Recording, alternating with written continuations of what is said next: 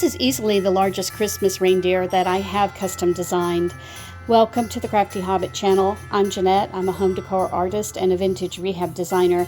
This video is featuring the largest Christmas reindeer that I have made for a fireplace mantle, and he is absolutely gorgeous. He stands well over a foot tall, and he has a beautiful face, a very handsome face, and he's done in the checkerboard pattern along the underside of his chest and belly and back side.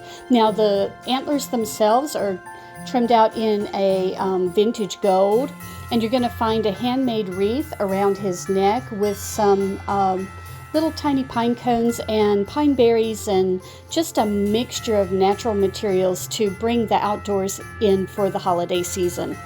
If you'd like this handsome fellow on your fireplace mantle, the link is in the video description below. Thank you so much for stopping by, and if you want to see more new items that hit my shop, subscribe to my YouTube channel and hit the notification bell. That's all I have for now. We'll see you on the next one.